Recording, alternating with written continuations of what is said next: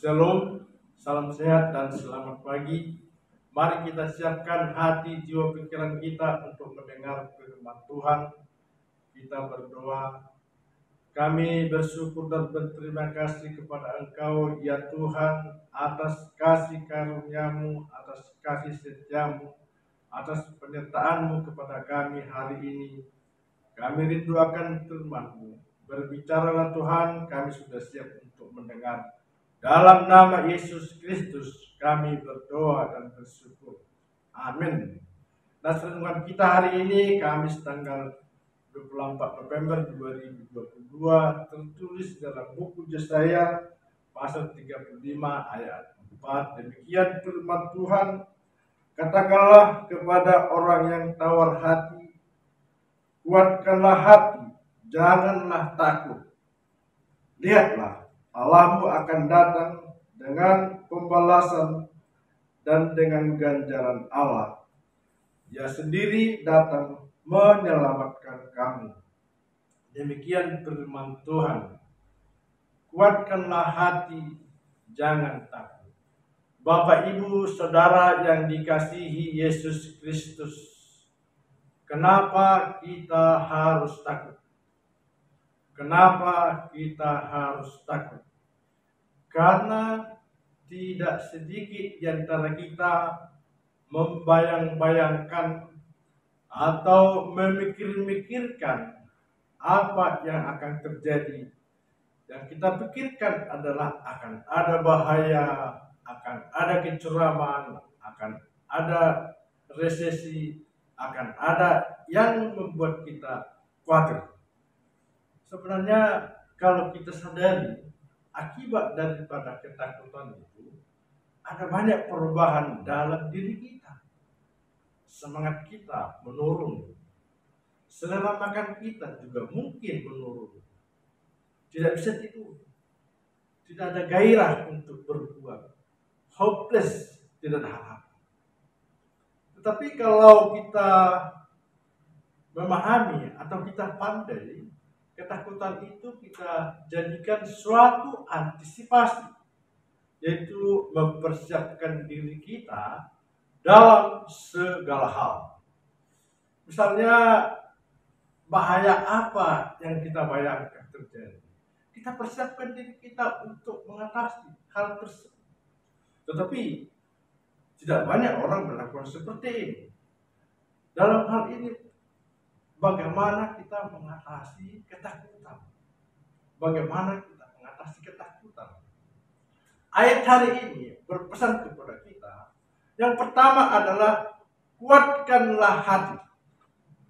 Kuatkanlah hati. Apa yang dimaksud dengan kuatkanlah hati? Kita harus tegar menghadapi persoalan hidup. Kita harus berbuat segala sesuatu. Pantang menyerah. Kita memiliki mental juara. Kita maju terus. Itu kuatkanlah hati. Dalam kitab Yosua pasal 1, Tuhan berkali-kali mengatakan kepada Yosua, kuatkanlah hatimu dengan sungguh-sungguh. Itulah nasihat yang diberikan Tuhan kepada Yosua. Zaman sekarang juga atau saat ini juga, kata itulah yang kita pakai. Mari kita menguatkan hati, jiwa, pikiran kita menghadapi rintangan, tantangan apa saja. Dan kedua, dalam nas ini disebut jangan takut. Jangan takut. Karena Allah sendiri yang berperan.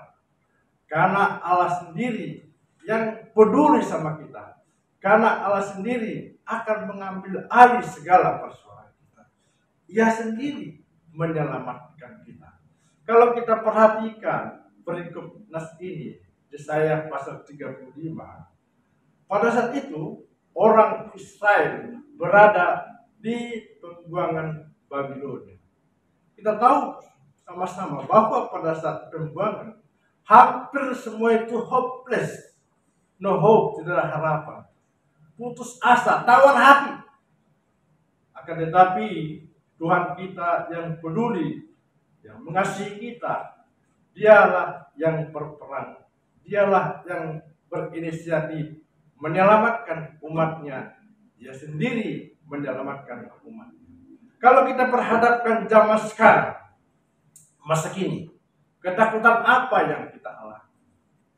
Dunia ini memberikan gambaran-gambaran yang menakutkan zaman sekarang. Ketakutan yang kita alami atau kita hadapi bertubi-tubi. Ada di sana sini COVID atau virus, ada juga perang, ada juga resesi, krisis energi, dan krisis-krisis lainnya. Ini semua ketakutan-ketakutan. Bagaimana cara kita mengatasi ketakutan itu?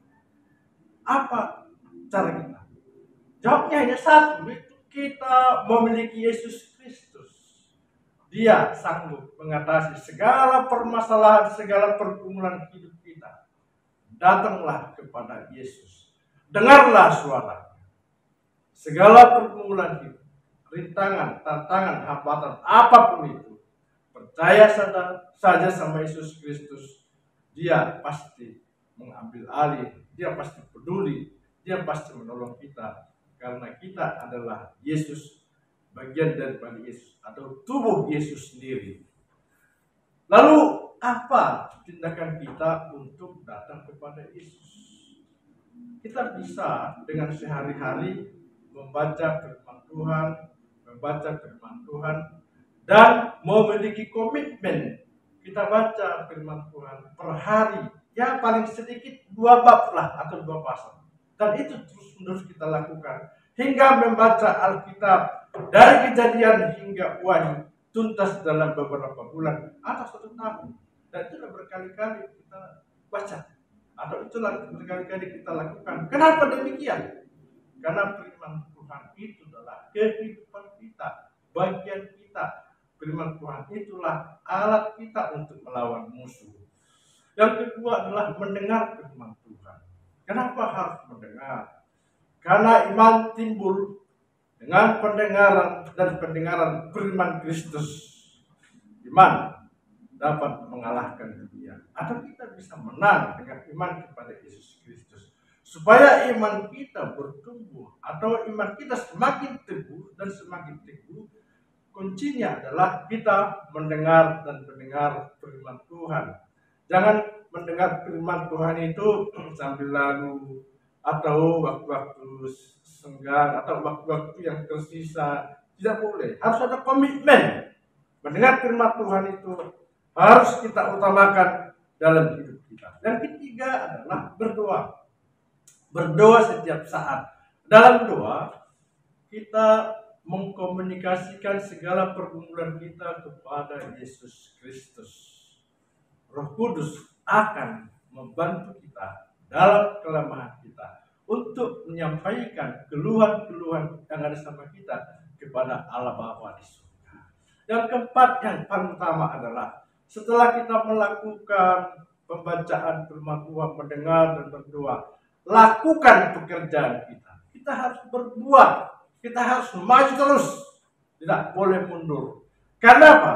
Di dalam mengerjakan pekerjaan kita itulah Allah, Yesus, Roh Kudus berbuat, Roh Kudus campur tangan. Karena kita tahu, kita membaca Alkitab, mujizat terjadi saat-saat krisis. Jadi krisis yang kita hadapi ini juga kita harus imani bahwa nanti yang mengambil alih itu adalah Yesus akan memberikan jalan keluar. Maka renungan hari ini, kuatkanlah hatimu, janganlah takut, datanglah kepada Yesus, dengarkanlah suaranya. Maka dengan demikian kita akan bisa melewati fase-fase seperti apapun rintangan yang kita hadapi. Amin, kita berdoa. Kami sudah mendengarkan firman-Mu Tuhan. Tuhan berpesan kepada kami supaya kami menguatkan hati, jiwa, pikiran kami, dan supaya kami jangan takut dalam hidup ini. Karena kami tahu Allah sendiri, Yesus sendiri, dan Roh Kudus yang selalu menyertai kami, yang selalu peduli kepada kami. Biarpun ada banyak kabar-kabar menakutkan zaman ini, tapi kami yakin dan percaya bahwa kami bisa memenangkan segala persoalan karena ada Yesus dalam hidup kami. Dalam nama Yesus Kristus kami berdoa dan bersyukur. Amin.